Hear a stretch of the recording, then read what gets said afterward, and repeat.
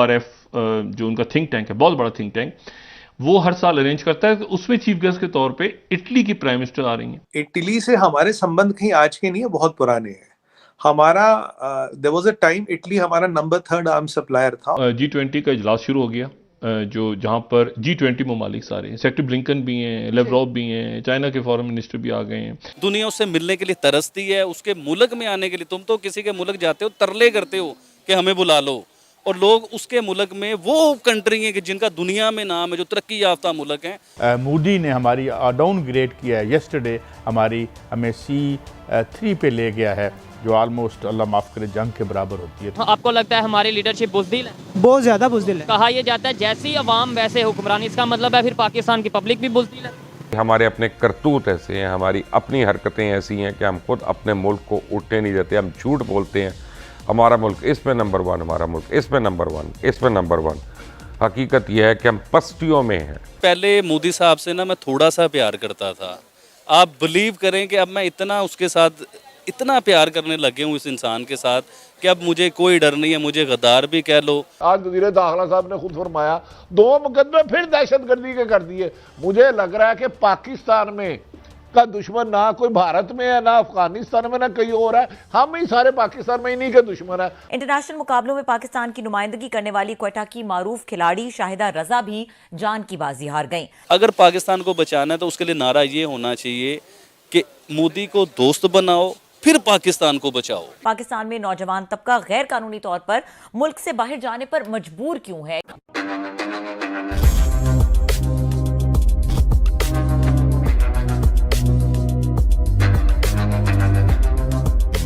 दोस्तों, अब भारत में G20 की मीटिंग शुरू हो चुकी है, जहां सभी देशों के फॉरेन मिनिस्टर भारत आ रहे हैं। और इस वक्त चाइना के फॉरेन मिनिस्टर भारत आ चुके हैं, और साथ में अमेरिका के फॉरेन मिनिस्टर भी भारत आ गए हैं, क्योंकि G20 के बाद क्वाड की मीटिंग भी होने वाली है। इसके साथ साथ रशिया के फॉरेन मिनिस्टर भी भारत में हैं।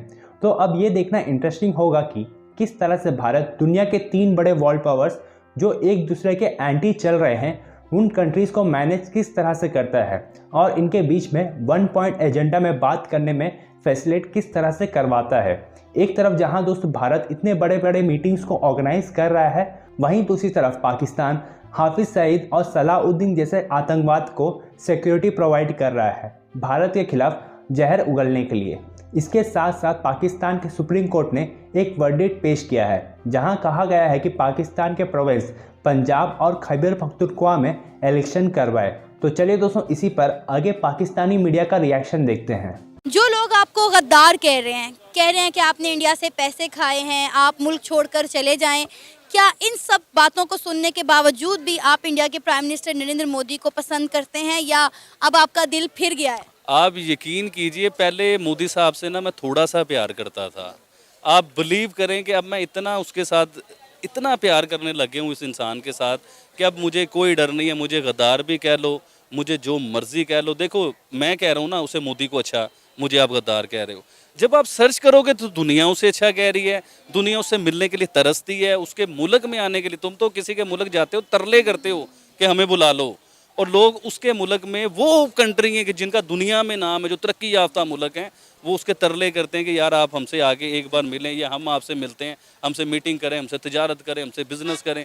फिर लास्ट बात ये है कि मोदी जी के लिए, कि मोदी जी जो शख्स अपने लोगों के लिए जीता होगा वो इंसान बुरा नहीं हो सकता। वो इंसान बेहतरीन है, अपने मुल्क के लिए बेहतरीन है, अपने मुल्क के लिए बहुत अच्छा कर रहा है। हम उसकी तारीफ़ करेंगे, हमेशा करेंगे। और ये जो लोग मुझे गद्दार कह रहे हैं, बुरा कह रहे हैं, भला कह रहे हैं, देखें किस किस इंसान को क्या क्या कुछ नहीं कहा गया। मुझे सिर्फ आपको बुलाने का, स्पेशल फ़ोन करके मैंने आपको बुलाया। क्यों बुलाया? कि हमारे जो लोग हैं, जिन्होंने हमें देखा, वो लोग हैं हमारे जिन्होंने हमें अप्रिशिएट किया। अब ये जो सारी तनकीद आप पर हो रही है, आप इसका सामना किस तरह कर रहे हैं और किस तरह करेंगे?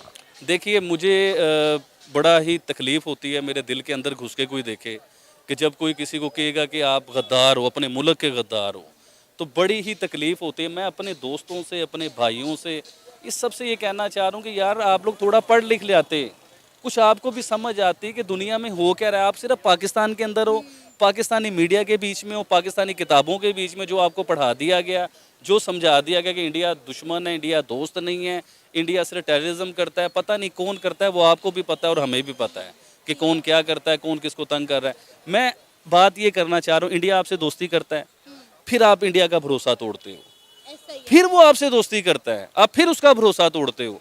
अब वो लोग हमसे नफरत करने लग चुके हुए हैं। वो लोग, अगर पाकिस्तान को बचाना है ना, तो अब आपको पता है क्या चाहिए मैडम, मैं बड़ी सही बात कर रहा हूँ, मुझे पकड़ लो, जो करना है कर लो। अगर पाकिस्तान को बचाना है तो उसके लिए नारा ये होना चाहिए कि मोदी को दोस्त बनाओ, फिर पाकिस्तान को बचाओ, फिर पाकिस्तान बचता है। अगर मोदी आपका, तो भूखे नंगे हो, मैं दोबारा रिपीट कर रहा हूँ, आपके पास कुछ है नहीं, ना खाने को, ना पीने को, ना पेट्रोल है, ना बिजली है, ना पानी है, ना गैस है, कोई चीज़ अवेल आपके पास है नहीं। इंडिया के साथ आप मुकाबले ऐसे करते हो, और भाई वो 1 मिनट में आपको बता देगा वो क्या हो चुका हुआ है। तो उससे बच के रहो और उसके साथ दोस्ती करो, अच्छे रह जाओगे। आबिद भाई ऐसी बातें ना करें ऑन कैमरा, आपके लिए और मुश्किलात खड़ी हो जाएंगी। आप कोशिश कीजिएगा कि जो बात बुरी हो उसे कट कर दीजिएगा बीच में से, और जो अच्छी अच्छी बातें हों वो आप लाजमी जो है ना चलाइएगा, और लोगों को ये बताएं, और लोग कमेंट करें हमें कि हमारे साथ क्यों ऐसा हो रहा है, उसमें हमारे लोगों को।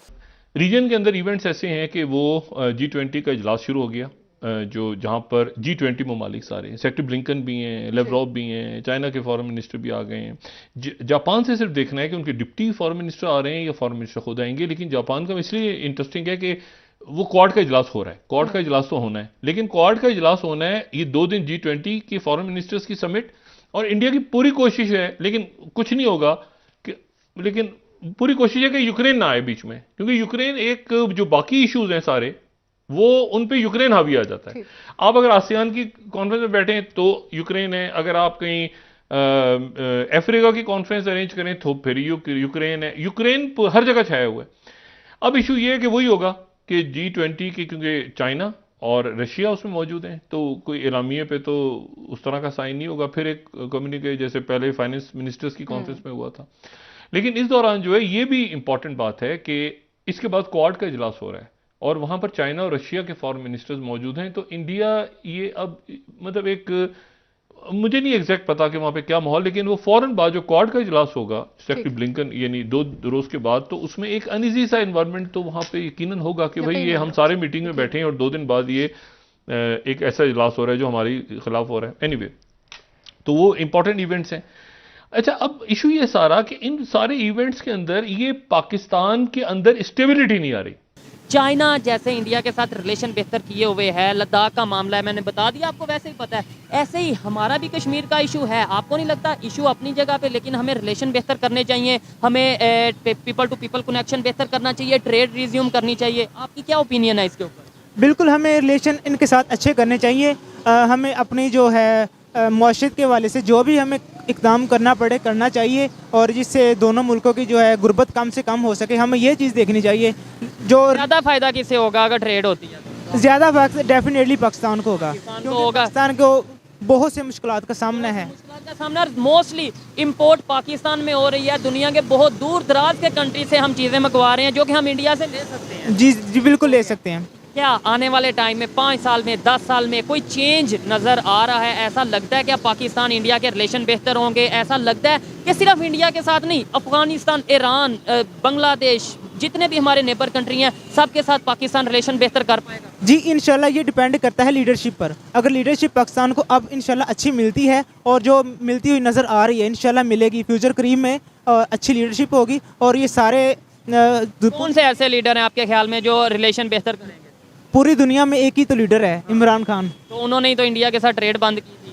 नहीं, अब इंशाल्लाह होगी ना। पहले इसका मतलब गलत किया है।